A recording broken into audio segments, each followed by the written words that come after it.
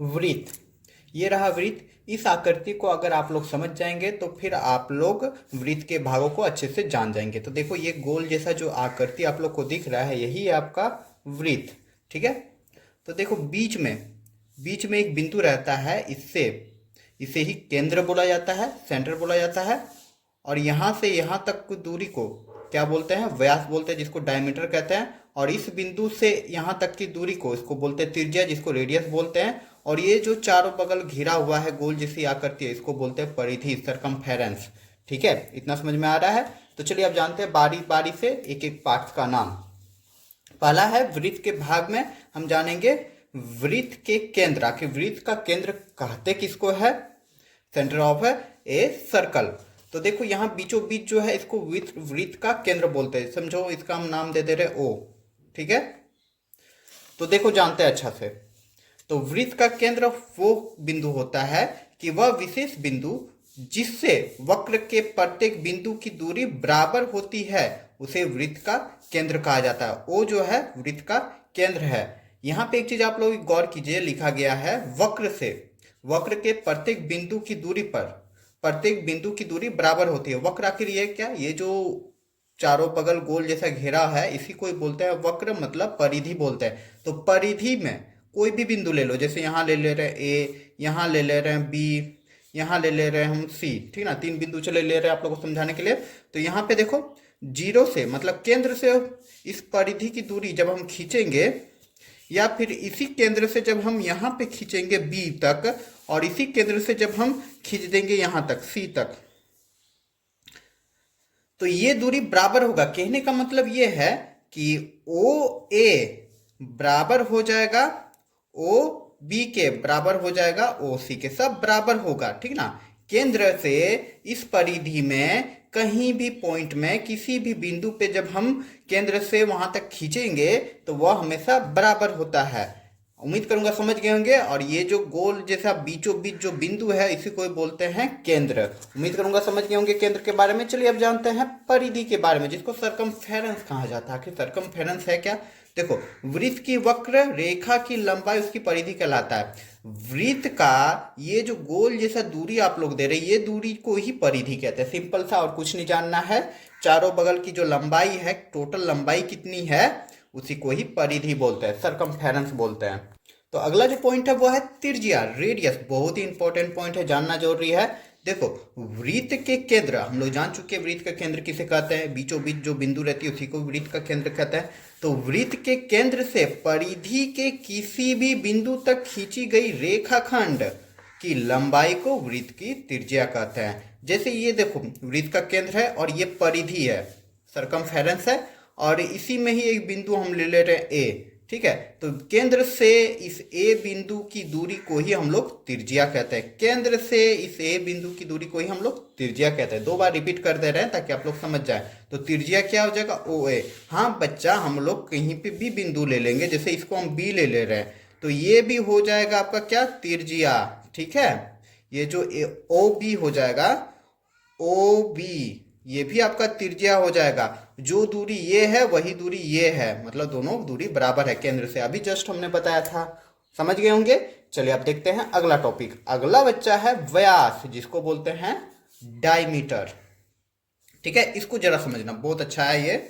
देखो वृत्त का व्यास उस रेखाखंड है, वह रेखाखंड है जो वृत्त के केंद्र से गुजरे और उसके दोनों सिरे वृत्त की परिधि पर हो, ठीक है। मतलब वह रेखाखंड जो वृत्त के केंद्र से गुजरता है और परिधि तक जाता है। जैसे एक बिंदु यहाँ है, एक बिंदु यहाँ है, ये जो 2 सिरा आपका गया ये परिधि पर ही है। आप चाहें तो इधर से भी ऐसे खींच सकते हैं, ये भी आपका हो जाएगा क्या, व्यास हो जाएगा, ठीक है। उम्मीद करूंगा समझ गए होंगे। तो इसी को ही व्यास बोलते हैं, मतलब वह रेखाखंड जो वृत्त के केंद्र से होकर जाती है और परिधि के 2 बिंदु पर टच करती है। समझ में आ रहा है। अब इससे रिलेटेड कुछ फॉर्मूले जो होते हैं, जो इंपॉर्टेंट होते हैं, वो जान लेते हैं। तो जैसे हमने बोला यहाँ पे, क्या बोला बच्चा, जरा समझना। यहाँ पे हमने क्या बोला, ए बी, ठीक है। ए बी आपका क्या है, व्यास है। यहां से यहां तक की दूरी व्यास है। तो ए बी को बच्चा हम लोग लिख सकते हैं ना कि ए ओ प्लस ओ बी। ठीक है, ये चीज हम लोग लिख सकते हैं ए ओ प्लस ओ बी। और चूंकि हम लोग जानते हैं कि केंद्र से परिधि तक की दूरी को हम लोग क्या बोलते हैं, त्रिज्या बोलते हैं।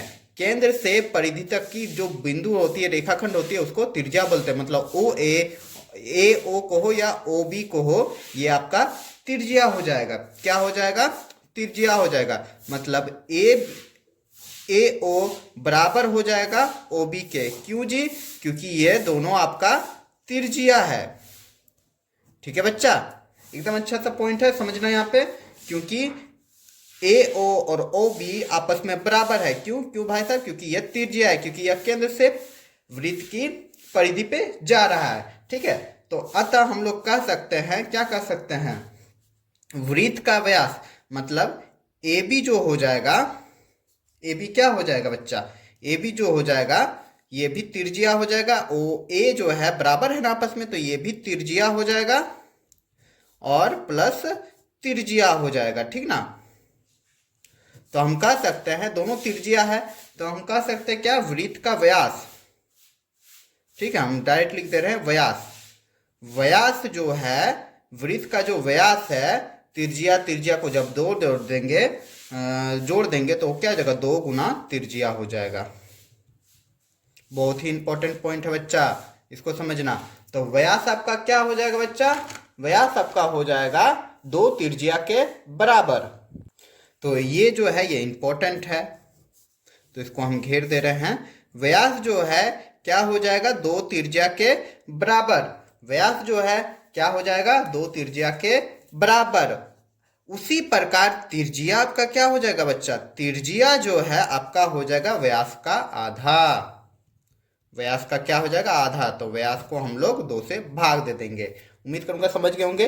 तो ये जो है इसको अच्छे से समझिएगा, ये पॉइंट ही जानना था। देखो व्यास क्या हो जाएगा, 2 त्रिज्या के बराबर हो जाएगा, मतलब 2 गुना त्रिज्या हो जाएगा। और त्रिज्या यदि हम निकालेंगे तो व्यास का आधा हो जाएगा। उम्मीद करूंगा समझ गए होंगे। चलिए अब देख लेते हैं नेक्स्ट पॉइंट। अगला पॉइंट है जीवा, जिसको कॉर्ड बोलते हैं। आखिर जीवा किसको बोला जाता है वो जान लेते हैं। देखो, वृत्त की परिधि पर स्थित किन्हीं 2 बिंदुओं को मिलाने वाली रेखाखंड को उस वृत्त का जीवा कहलाती है। आखिर यह है क्या, समझो। कह रहा वृत्त की परिधि, देखो ये परिधि है ना, समझ में आ रहा है, परिधि तो जान गए हैं। इसमें किन्हीं 2 बिंदु, चलो एक बिंदु हम यहां लिख दे रहे हैं, दूसरा बिंदु यहां दे दे रहे हैं। ठीक है, 2 बिंदु हो गया। तो 2 बिंदुओं को मिलाने वाली रेखाखंड, अरे ये दोनों को मिला दो, ऐसे मिला दिए। ठीक है, तो ये पॉइंट हो गया, क्या हो गया, ए बी हम लिख दे रहे हैं। ठीक है, तो मिलाने वाली रेखाखंड को उस वृत्त का जीवा कहते हैं। मतलब ए बी एक जीवा है। उसी प्रकार हम कोई बिंदु यहां दे दे रहे हैं और यहां पे दे दे रहे हैं, तो ये भी वृत्त का जीवा हो जाएगा। ये जो सी डी है ये भी वृत्त का जीवा हो जाएगा। उम्मीद करेंगे समझ गए होंगे। उसी प्रकार किसी भी वृत्त में कहीं भी बिंदु मिला दो ना, कहीं भी, ठीक ना, 2 बिंदु को मिला दो, ये जीवा कहलाती है। सब जीवा है। तो वृत्त की कितनी जीवाएं हो सकती है, क्वेश्चन बनेगा। वृत्त की बहुत सारी जीवाएं हो सकती है, अनंत। वृत्त में कहीं पे भी 2 बिंदु ले लो ना, देखो ये भी एक जीवा हो जाएगा। ठीक है, चलिए नेक्स्ट अब देख लेते हैं। आगे देखो, ये इंपॉर्टेंट है, यहाँ पे इसलिए हमने टिक लगा के रखा है कि वृत्त का व्यास सबसे बड़ा जीवा होता है। हाँ जी, व्यास के बारे में हमने क्या बताया था, अभी जस्ट बताया कि वह रेखाखंड जो वृत्त के केंद्र से होकर गुजरती है और वृत्त की परिधि के किन्हीं 2 बिंदु पर होती हो। ठीक ना, वृत्त के केंद्र से होकर देखो गुजर गया, इसी को ही ना बोलते हैं व्यास। चलो ए बी हमने लिख दिया, ए बी क्या है, व्यास है। तो वही चीज क्वेश्चन आता है कि वृत्त की सबसे बड़ी जीवा क्या है, तो वह हो जाएगा आपका व्यास, क्योंकि व्यास की ही लंबाई वृत्त में सबसे बड़ी होती है। ठीक है, मतलब वृत्त की जीवा, सबसे बड़ी जीवा वृत्त का व्यास होता है। सबसे बड़ी तो ऐसे परिधि हो गया, लेकिन वृत्त का जो जीवा होता है वो सबसे बड़ा आपका क्या है, व्यास है। इसे डायरेक्टली क्वेश्चन देखने को मिलता है। तो यहां पे देखो ये चीज समझ में आ गई होगी कि वृत्त का व्यास सबसे बड़ी जीवा होती है। और एक चीज जान लो, कि वृत्त का प्रत्येक व्यास एक जीवा है। हाँ जी, वृत्त, कोई भी वृत्त हम खींच देंगे, उसका व्यास खींच देंगे, बीचों बीच जो रेखा जाएगी, तो क्या वह कौन सी हो जाएगा? वह तो व्यास भी होगा और जीवा भी होगा, परंतु प्रत्येक जीवा वृत्त का व्यास नहीं है। प्रत्येक जीवा मतलब देखो यहाँ पे ए बी है, यहाँ पे सी डी है, तो क्या ये आपका व्यास है? नहीं, व्यास केंद्र से होके गुजरती है। अगर ये इस तरह भी चल जाता, ठीक ना, इस तरह होके जाता तो ये व्यास होता और ये सबसे बड़ी जीवा होता। ये भी अगर केंद्र से होके जाता तो ये व्यास होता और ये सबसे बड़ी जीवा होता। देखो व्यास की लंबाई जो होती है वृत्त की वह बराबर होती है, मतलब ये जो केंद्र से होकर गुजर रही है, चाहे जिधर से भी गुजारो, ऐसे गुजार दो, ये भी व्यास है, ये भी व्यास है, और व्यास भी आपस में बराबर होता है, जैसे त्रिज्या आपस में बराबर होती है। तो उसी प्रकार एक प्रश्न यहां से ये उठ सकता है कि वृत्त में कितनी व्यास खींची जा सकती है? तो वृत्त में भी अनंत व्यास खींची जा सकती है। ठीक है मेरे प्यारे बच्चों, चलिए आप जानते हैं नेक्स्ट टॉपिक। अगला टॉपिक है चाप, जिसको बोलते हैं आर्क। आखिर आर्क क्या होता है? तो देखो, वृत्त की वह जीवा वृत्त की परिधि को वृत्त की एक जीवा वृत्त की परिधि को दो भागों में बांटती है। उनमें से प्रत्येक भाग को वृत्त का चाप कहते हैं। सिर्फ नाम याद रखना। देखो एक बिंदु हम ले रहे हैं, मतलब एक जीवा ले रहे हैं, यहां से यहां तक गया एक जीवा, ठीक है। चलो ये भी हमने मान लिया। तो ये जो दूरी, ये जो है, ये दूरी सरकमफेरेंस में, मतलब परिधि में जो दूरी आया, ये वाला, ये भागों को काट दिया ना, मतलब यहाँ तो यहाँ से यहाँ तक की दूरी को ही चाप बोलते हैं। ठीक है, और कुछ नहीं है। चाप किसको बोलते हैं समझ में आ रहा है? कि वृत्त का जीवा जब वृत्त को दो भागों में बांट देती है, तो ये जो दूरी आ गया परिधि में, इसी को ही चाप बोलते हैं। तो बच्चा अगर ये रेड वाला जो चाप है, तो क्या इधर चाप नहीं हुआ? हाँ बच्चा, ये भी चाप है, ये भी एक चाप है, ये भी एक चाप है। ठीक है बच्चा, इसमें कंफ्यूज नहीं होना। उम्मीद करूंगा समझ गए होंगे चाप किसको कहा जाता है। चलिए नेक्स्ट टॉपिक देख लेते हैं अब। तो अगला जो वृत्त का भाग है वह है वृत्त खंड, सेगमेंट ऑफ ए सर्कल। आखिर सेगमेंट ऑफ ए सर्कल या वृत्त खंड किसको कहते हैं वो जान लेते हैं। कि वृत्त की प्रत्येक जीवा वृत्त को दो भागों में विभाजित करती है। अभी जान चुके, एक जीवा हम खींच देंगे तो वृत्त को दो भागों में बांट देगा। ठीक है, तो वृत्त के चाप और उस संगत जीवा से घिरा क्षेत्र को वृत्तखंड कहते हैं। उम्मीद करूंगा समझ गए होंगे। मतलब हम एक जीवा खींच दे रहे हैं, समझे? इस जीवा से इस चाप में, चाप अभी जाने हम लोग, चाप, ठीक ना, इस चाप का जो क्षेत्रफल हो गया, जो क्षेत्रफल घेरा, जैसे यहाँ पे देखो हम एक जीवा खींच दे रहे हैं, ये भी एक जीवा खींच दो, या फिर कोई ये जो लाइन है ये जीवा ही हुआ, और ये वृत्त को दो भागों में बांट दे रहा है। तो यहाँ पे देखो हमने कलर कर दिया है। उसी प्रकार यहाँ पे भी एक जीवा खींचा तो दो भागों में बांट दे रहा है, मतलब यही वृत्त है और यही एक जीवा है, तो दो भागों में बांट रहा है। देखो एक में रेड कलर हमने कर दिया, पिंक, और एक में येलो।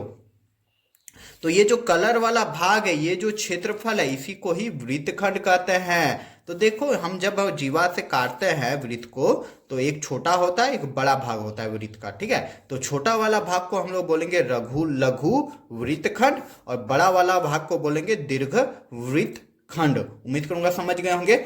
अब एक जीवा वह होती है जो वृत्त की सबसे बड़ी जीवा होती है, और सबसे बड़ी जीवा आपका केंद्र से होकर गुजरती है। जब केंद्र से होकर गुजरती है कोई जीवा, तो वो आपका व्यास कहलाता है, और व्यास जब गुजर जाएगा तो वृत्त को दो बराबर भागों में बांट देगा।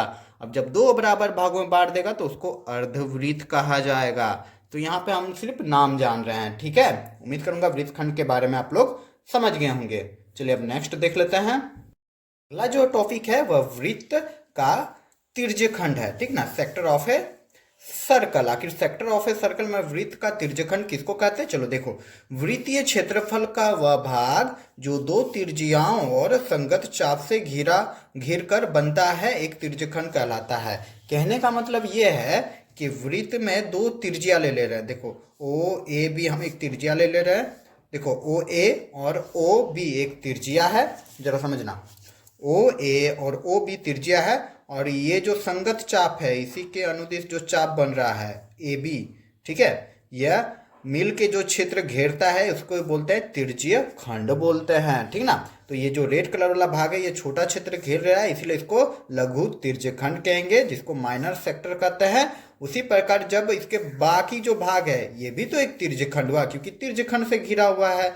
देखो ओ ए और ओ बी, और ये जो चाप है आर्क जो है ये भी एक क्षेत्र घेरा, येलो कलर का हमने भाग दे दिया, तो इसको बोलेंगे बड़ा भाग, इसलिए ये हो जाएगा दीर्घीय तिर्यखंड, जिसको मेजर सेक्टर कहते हैं। उसी प्रकार अगर यदि हम बीचों बीच लेके जाएंगे तो उसको क्या बोलेंगे, अर्धवृत्त करेंगे या अर्धवृत्तीय तिर्यखंड कहेंगे। ठीक है, उम्मीद करूंगा समझ गए होंगे। तो यहाँ पे सारे टॉपिक मेरा यहाँ पे कंप्लीट होता है।